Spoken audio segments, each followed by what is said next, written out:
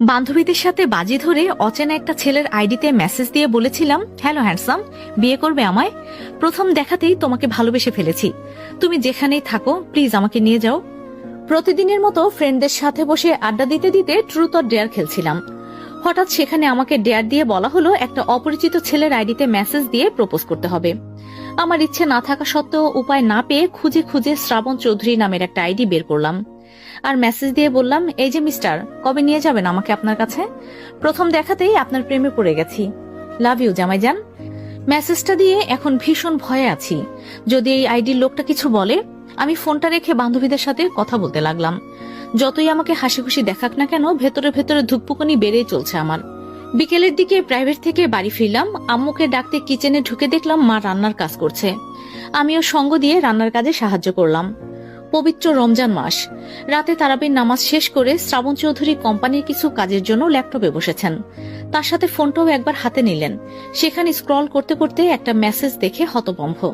সাথে সাথে মেসেঞ্জারে ঢুকে দেখলো মেসেজটা, আমার প্রিয় জামাইজান, এই পবিত্র মাসে প্রতিটা সেহরিতে আপনাকে ডেকে তোলার দায়িত্ব নিতে চাই। প্রতিটা ইফতারে আপনাকে নিজ হাতে শরবত বানিয়ে খাওয়াতে চাই। প্লিজ আমাকে আপনার কাছে নিয়ে যান। শ্রাবণ মুহূর্তে রেগে দাঁতে দাঁত চেপে উঠে দাঁড়ালো। সাথে সাথেই ছোট ভাই কাব্যকে ডেকে উঠালো। কাব্য, রুমে আয় তো একবার। কাব্য মিনিট 2 পরে রুমে এসে বলল, কি হয়েছে? শ্রাবণ মেয়েটার আইডি লিংক কাব্যর ফোনে সেন্ড করে বলল, 20 মিনিট সময় দিলাম, এই মেয়েটার A to Z সব খবর আমার সামনে এনে দিবি। কাব্য ফোন বের করে লিংকটা দেখে বলল, কি হয়েছে ভাইয়া, এ মেয়ে কিছু করেছে? শ্রাবণ তীক্ষ্ণ দৃষ্টিতে তাকালো। কাব্য মাথা নত করে চলে গেল। আজ পর্যন্ত বড় ভাইয়ের মুখের ওপরে কোনো কথা বলতে পারেনি, আজও পারবে না। আমি হিয়া।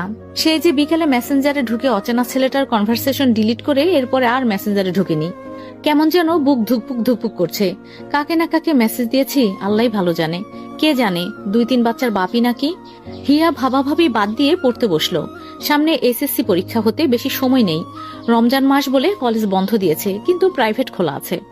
এদিকে কাব্য 20-25 মিনিট পরেই শ্রাবণের রুমে এসে নক করলো। ভাইয়া আসবো? শ্রাবণ গম্ভীর কণ্ঠে বলল, আয়। কাব্য রুমে ঢুকে শ্রাবণের সামনে দাঁড়িয়ে গড়গড় করে বলল, ভাইয়া, মেয়েটার নাম হিয়া, ইন্টার সেকেন্ড ইয়ারে পড়ে। বাবার নাম হামিদ শিকদার, মায়ের নাম মাহিমা শিকদার। মেয়েটার কোনো ভাই বোন নেই। ওরা ঢাকাতেই থাকে। ওর বাবা একজন উকিল। ওদের নিজস্ব 3 তলা বাড়ি আছে। সেক্ষেত্রে বলতে গেলে নিচতলায় পার্কিং আর কাজের লোকেরা থাকে, আর দোতলায় ওরা থাকে। আর 3 তলা ফ্ল্যাট হিসাবে ভাড়া দেয়। এখন সেখানে কেউ থাকে না। আর লোকেশনও দিয়ে দিয়েছি তোমায়।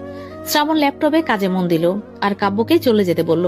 কাব্য রুম থেকে বেরিয়ে নিজের রুমে আসতেই চট করে মনে পড়লো মেয়েটির ছবি তো শ্রাবণকে দেয়নি।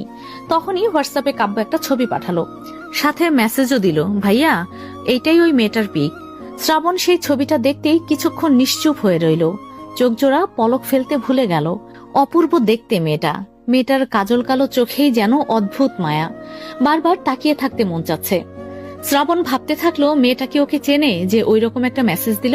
শ্রাবণ আর কাজে মন বসাতে পারল না। ল্যাপটপ রাফায়েল দিয়ে রুম থেকে বেরিয়ে কাব্যকে ডাকলো।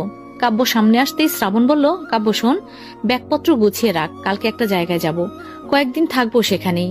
তোমার কাজ আছে নাকি? ঠিক আছে, যাব।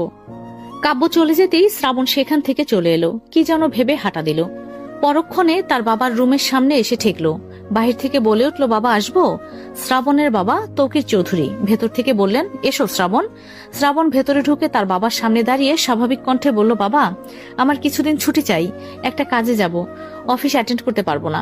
খুব জরুরি নাকি? জরুরি যে নয় তা না, এছাড়াও কিছুদিন অন্য একটা জায়গা থেকে ঘুরে আসতে চাই, আর তোমার প্রজেক্টগুলো করে দেব, শুধু অফিসে যেতে পারবো না। তৌকির চৌধুরী প্রশ্ন করলেন না। ছেলের উপর দৃঢ় বিশ্বাস আছে। শ্রাবণ যা করে বা করতে চায় কোনোটাই মন্দ হয় না, ভালোই হয়। তিনি এই মুহূর্তে বলে উঠলেন, ঠিক আছে, যেখানে যাও সাবধানে থেকো। ওয়াশরুম থেকে বের হলেন শ্রাবণের মা সাবিহা চৌধুরী। তার চোখে মুখে চিন্তার রেশ। সব চিন্তা বড় ছেলেকে নিয়েই। তিনি চিন্তিত কণ্ঠে বললেন, তুমি কি একা যাচ্ছ? না, কাব্য সাথে আছে। ঠিক আছে, তাড়াতাড়ি ফিরে এসো। রাতটা ভালোই ভালোই চলে গেল। সকাল হতেই শ্রাবণ ব্যাগপত্র নিয়েই রেডি, সাথে কাব্য। কাব্য এখনো জানে না শ্রাবণ কি কাজে যাবে বা কোথায় নিয়ে যাবে। শ্রাবণ গাড়ির ড্রাইভারকে একটা লোকেশন দিল। লোকেশনটা হিয়াদের বাড়ির লোকেশন। ড্রাইভার ওদের নামিয়ে দিয়ে চলে গেল। শ্রাবণ কাব্যকে সাথে নিয়ে বাড়ির গেটের কাছে আসলো। হিয়ার বাবা হামিদ সাহেব তখন কোর্টে যাচ্ছিলেন গাড়ি নিয়ে। শ্রাবণ তাকে থামিয়ে বলল, আঙ্কেল, আপনার সাথে কিছু কথা ছিল। হামিদ সাহেব গাড়ি থামিয়ে ভেতর থেকেই বললেন, কি বলবে? শ্রাবণ বলল, আমরা শুনলাম আপনি নাকি ফ্ল্যাটটা ভাড়া দেবেন, তাই চলে এলাম। ও আচ্ছা, তুমি বরং ভেতরে গিয়ে আমার মেয়ে আর ওয়াইফের সাথে কথা বলো, দারোয়ান তোমাদের নিয়ে যাবে। আমার কোর্টে যেতে হবে, তাই সময় দিতে পারলাম না। কাব্য হেসে বলল, সমস্যা নেই, আমরা ভেতরে গিয়ে কথা বলছি। হামিদ শিকদার গাড়ি নিয়ে বেরিয়ে গেলেন। শ্রাবণ আর কাব্য দোতলায় এসে নক করলো। হিয়া মোবাইল স্ক্রল করতে করতে দরজা খুলে দিল। শ্রাবণ সচক্ষে হিয়াকে দেখে কিছুক্ষণ তাকিয়ে রইল। কাব্য এবার বুঝতে পারছে তার ভাই সেই মেয়েটার বাড়ি এসেছে। নিশ্চয়ই কোনো কিছু হয়েছে, না হয় তার ভাই এখানে আসার মতো লোক নয়। হিয়া কপালে ভাঁজ ফেলে বলল, আপনাদের তো ঠিক চিনতে পারলাম না। কাব্য বলে উঠল, আমরা এই বাসায় ভাড়া থাকবো বলে এসেছি। এই বাড়ির মালিক আমাদের ভেতরে এসে কথা বলতে বলেছে। হিয়া যেন মুরগি বানানোর জন্য একটা সুযোগ পেল। ঠিক করলো দুজনের থেকে ভাড়া বেশি চেয়ে নেবে। ছেলে দুটোকে সাথে সাথেই বলে উঠল, আসুন আসুন।